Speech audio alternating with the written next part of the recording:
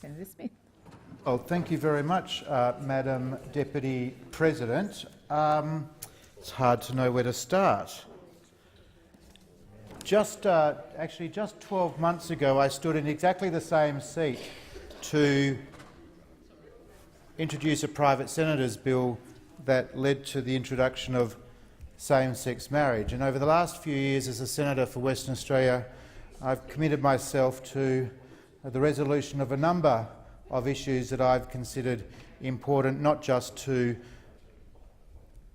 the makeup of our country, but also the future direction of Western Australia. And I'm particularly proud to be able to stand here today as a member of the coalition government, led by Scott Morrison, who was the Treasurer not so long ago, and to almost bring to a close this debate about legislation that will bring reform to the goods and services distribution arrangements in Australia, and in doing so mark perhaps one of the most significant reforms to federal-state financial relations that the country has seen.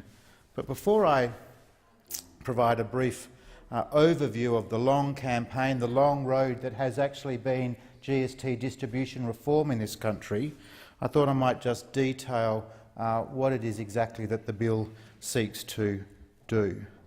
This bill will amend the Commonwealth Grants Commission Act of 1973 and the Federal Financial Relations Act of 2009 to give effect to key elements of the government's interim response to the Productivity Commission's inquiry report, Horizontal Fiscal Equalisation. The key elements of the government's interim response include transitioning the horizontal fiscal equalisation system from full equalisation, equalised to the strongest state or territory, to reasonable equalisation, equalised to the stronger of New South Wales and Victoria. It introduces a minimum goods and services tax revenue sharing relativity, or the GST relativity floor as it's known, that may be determined by the Treasurer for any individual state or territory, and permanently boosting the GST revenue pool with additional Commonwealth financial assistance. The following elements of the government's interim response are given effect under existing laws: providing short-term transition payments to any state or territory with a GST revenue sharing relativity below a relativity factor of 0.7, and providing short-term transition payments to the Northern Territory if its revenue sharing relativity falls below its determined relativity factor for 2017-2018.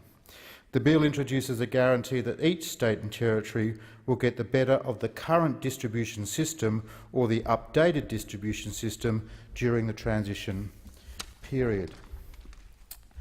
In the 6 years that I've been a senator, I think there have probably only been two moments more significant than this in shaping the framework of Australia's federal system of government.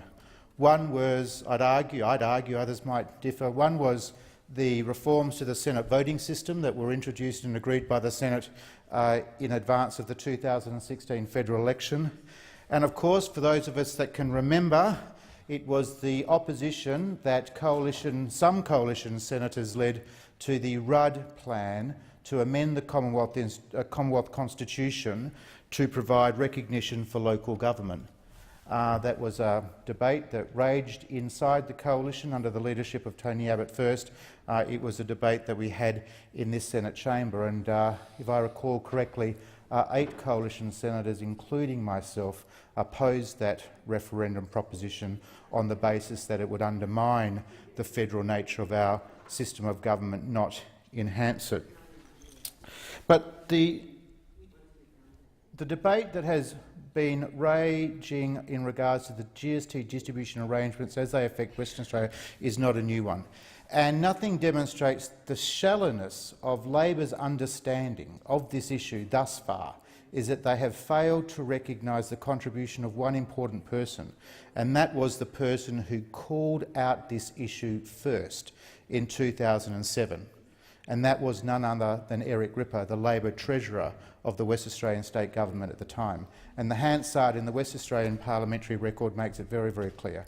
He drew the attention of West Australians to this issue first.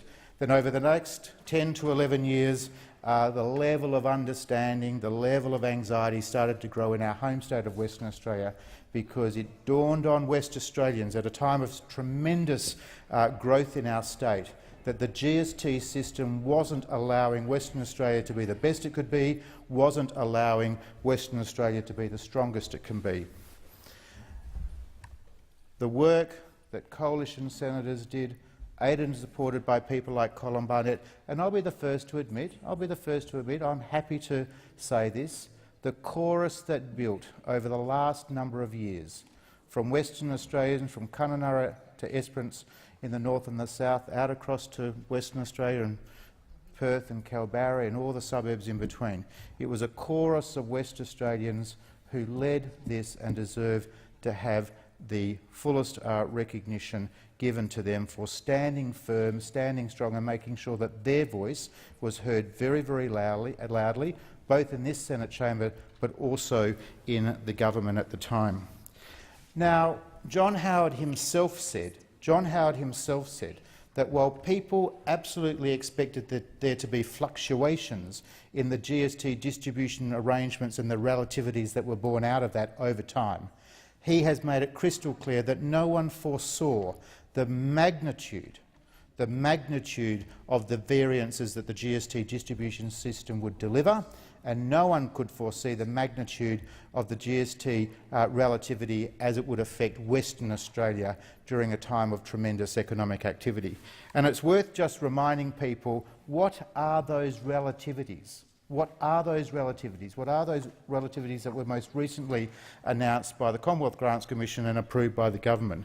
And it's worth reflecting on this. I do think it takes tremendous courage for senators from the ACT and senators from Tasmania to come into this Senate chamber to argue GST distribution issues, because the system quite rightly provides the most generous arrangements for the territories in the Northern Territory and the Australian Capital Territory. So it's just worth reflecting, what did the GST relativities in the most recent announcements actually mean for our country? For New South Wales, the relativity fell from 88 cents in the dollar to 86 in the dollar, but still meant that New South Wales would get $18 billion or 27.4% of the GST pool. For Victoria, the GST relativity meant that it would rise from 93 cents to 99 cents, meaning that Victoria would get $16.8 billion of the GST pool, or 25.6% of the proceedings. The Northern Territory was taking home, or is taking home, $4.26, Tasmania $1.77, South Australia $1.48, the ACT $1.18, Queensland $1.10, and of course for my home state of Western Australia we went from 34 cents to 47 cents, meaning a GST revenue of $3.3 billion or 4.9%. And that's worth reminding ourselves, because in what makes this particular initiative so profound is that when this debate started, much of the debate, much of the hand-wringing resolved around that almost intractable issue. How do you correct a very, very obvious anomaly in the GST distribution arrangements that left Western Australia with just 30 cents in the dollar? How do you correct that anomaly without unnecessarily penalising other states and territories? And I think it's a great testimony to the creative thinking of Treasury officials and of this government that they were able to craft a solution that not only benefited Western Australia to the tune of $4.7 billion, but left no state worse off, and indeed has left many states in a slightly better position. When this debate started, that was an impossible dream. That was an impossible dream. But what we've seen since then, over time, with some hard-headedness, some persistence on the part of West Australians, and a willingness on the part of Scott Morrison as Treasurer and Scott Morrison as Prime Minister to make sure that this was a deal that could work and that could work in the national interest. I'd just like to acknowledge the contribution of the Productivity Commission. I was someone that argued very, very early that the Productivity Commission should be trusted with being the independent umpire, if you like, over this issue.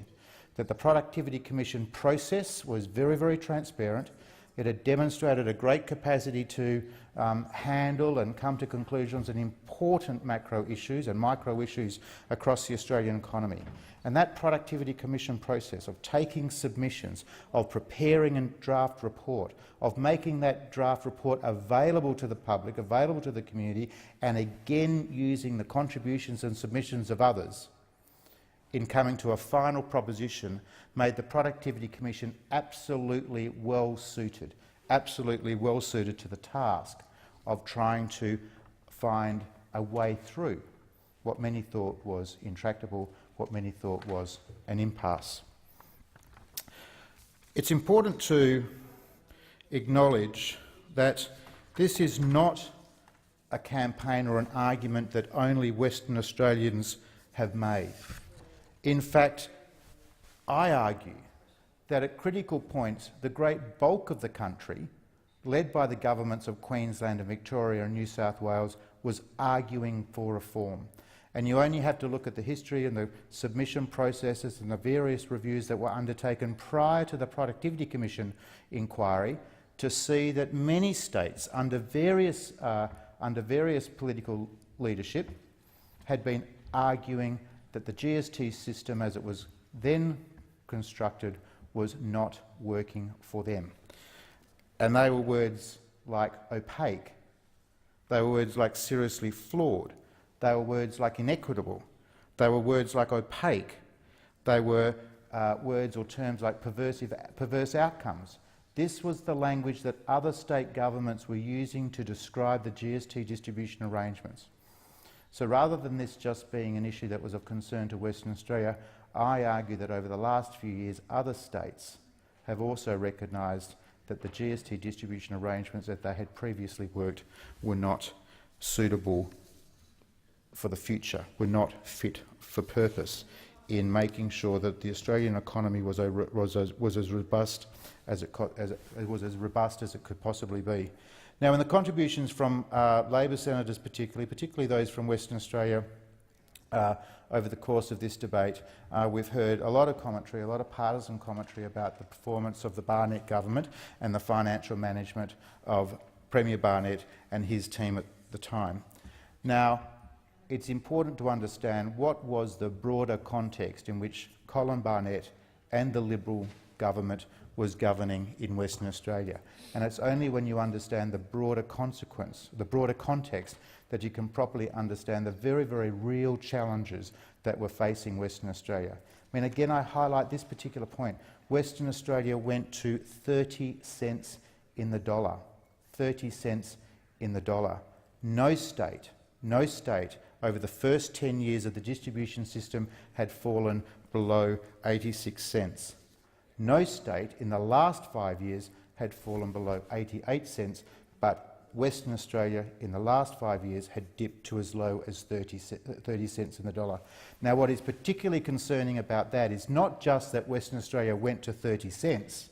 What's particularly concerning is that the Commonwealth Grants Commission itself said it was totally conceivable, their words, totally conceivable, that a relativity could fall to zero.